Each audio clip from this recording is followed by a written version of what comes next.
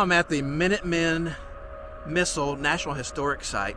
This used to be a Minuteman missile launch facility, which was a nuclear missile that was aimed at the Soviet Union during the Cold War.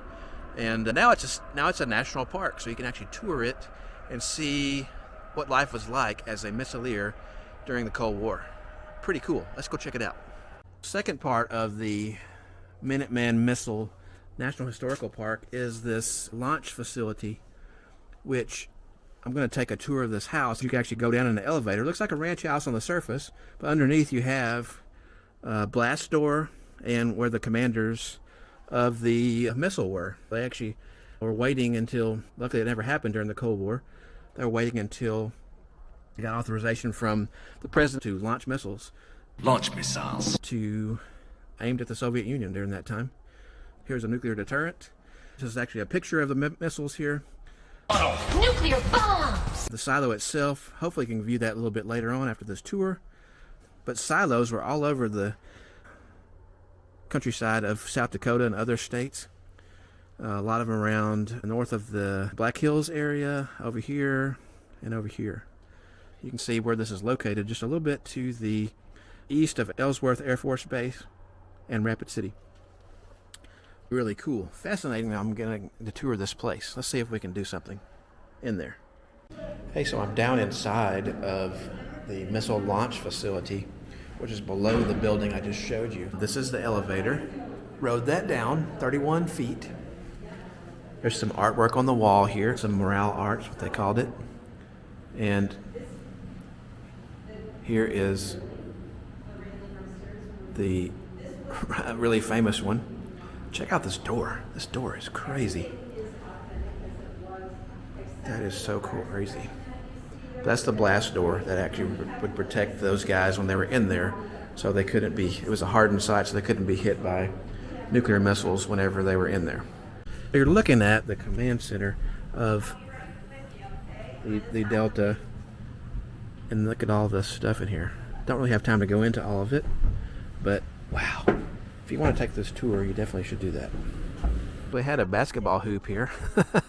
That little grill looking thing over there is a code burning grill.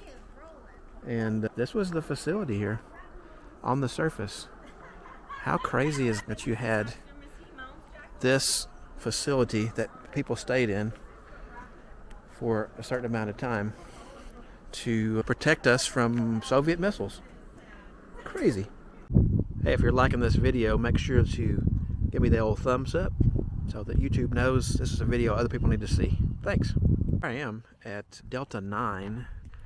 This is actually a missile site, a former missile site. A lot of things to digest here. I just listened to the audio of the tour there, and it's pretty fascinating. All those little things right there. Let's briefly tell you about those. These missiles, and there is actually a missile to the right of me that we'll talk about here in just a second. But you have an overview of this site. That's a picture of it. Here's the actual silo there. We'll look down into it in just a second. The cool thing about this is I just think about all the technological stuff they had to do from an engineering perspective, from a strategic military perspective, all of that in order to have this facility. Yes, I love technology. To work. The site you saw earlier, which was the Delta 1 launch facility, actually had 10 of these sites attached to it. So each launch control center had 10 missile sites that it was attached to, that it could fire at a target once given the proper authorization codes. This building over here is a soft support building. What it is, all of the technologies and different things that the missile required were housed in that building. It actually goes down 11 feet into the ground. Pretty crazy. This is the hatch cover where the missile was housed in there. whenever that was launched. Of course, it's bolted down now. Whenever that was launched, so that would come open so the missile could fire. Over there, that little cone thing, that's an antenna that they could communicate wirelessly. Even back in the 60s, before you think about Wi-Fi and you think about cell phone technology, they were able to have an aircraft that flew over the central United States out of Air Force Base in Nebraska called the Looking Glass.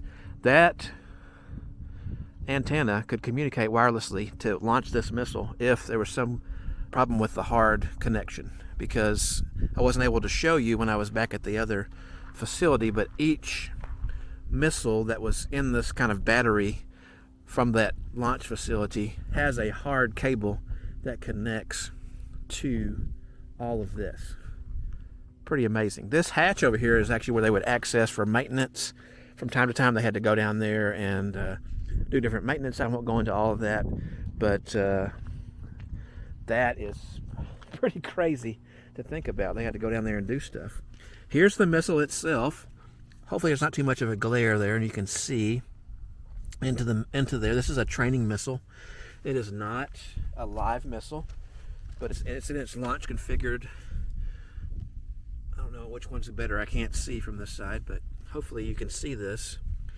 And the missile is about 65 feet long, so about the size of 4 compact cars. It weighs several, I can't think exactly what it is, several tons, and has a thrust of 30,000 feet. So it actually could launch out of here and be at its destination, its target, which at that time was in the Soviet Union, in 30 minutes. When an atomic bomb explodes. The cord on the side of it, I don't know how good you can see that. There's a cord on the side of it. It's called the umbilical. That was where the missile received its instruction. So if the missile was told to launch by command, electronic command, that's where it would receive that. That right there is the antenna that was communicated with, as I said. And then this over here is a security device. So this actually was a wireless silent alarm. If anybody tried to penetrate this site, anybody tried to enter this site that was unauthorized, that would notify the security forces. They would come in here and challenge these people with M16s. And if they were undergoing maintenance at the time, according to what I heard on the little audio thing there, that would trigger a more definite response, because that was when the missile was vulnerable. They were changing out the warhead, they were changing some kind of maintenance, and so that time there would be a much stronger response. Anyway, it's hard to believe these things are out here all over the central U.S. in the Great Plains areas primarily, that were guarding us for many years throughout the Cold War, and we were facing off against the Soviet Union. Could nuclear war still happen? I don't know, but I don't think to the scale that we thought it would during the Cold War, when we were facing off against the other superpower in the world, which was the Soviet Union. Sometimes even mushroom clouds have a silver lining. I don't know. What do you think? Do you think that nuclear war is still possible? I don't know. But this is a very unique park. If you're ever in South Dakota, you definitely need to come and visit and check it out and see what you think, because this is a unique opportunity to see things you didn't normally get to see before. Anyway, hope you're enjoying this video, because I sure did enjoy this site. I didn't really get to make a conclusion to the Minuteman missile site video on site. I had to rush off and see a friend over in Wall, my friend Tim. Hey Tim, I recommend for this site. I recommend you go in the off season if you want to do a tour. The tours, I think they do 2 a day. I'm not sure if they do more in the summer. The elevator, as you saw, is a very small elevator. It only holds 6 people plus your park ranger, who is your guide while you're down there. Tickets are hard to come by. Get them in advance and try to get them in the off season, and you'll have a better shot. I believe children are free, probably under 12, I think. Adults, I believe, are $12 a piece. It's well worth. I didn't get to show you all the stuff in the video that I wanted to show you. A lot of daily life that would go on down there in that little capsule, which is 31 feet underneath the earth, where the missileers, the missile commanders, were down there ready to launch those missiles. They conducted their whole life down there. It's similar in some ways to me when I was working on the ambulance as a paramedic. You're on shift for 24 hours, and while you're there, you pretty much belong to that entity. What do you think about this park? Any questions or comments? If you like it, give me a thumbs up. Think about subscribing to the channel if you want to see more cool trips like this. I also do tip videos. I also do product reviews and things like that to help you make a good outdoor adventure experience. I know this park is a little bit different. It's not really a nature park, but it is an important part of our history. Those of us that grew up during the Cold War, like myself, we always wondered, is there going to be a nuclear war? And I still don't know the answer to that, but maybe it won't. Maybe there won't be. But truth is not always a pleasant thing. Anyway, thanks for watching. Do me a favor and watch one of these videos right here. Till next time, see you on the trail. Bye-bye.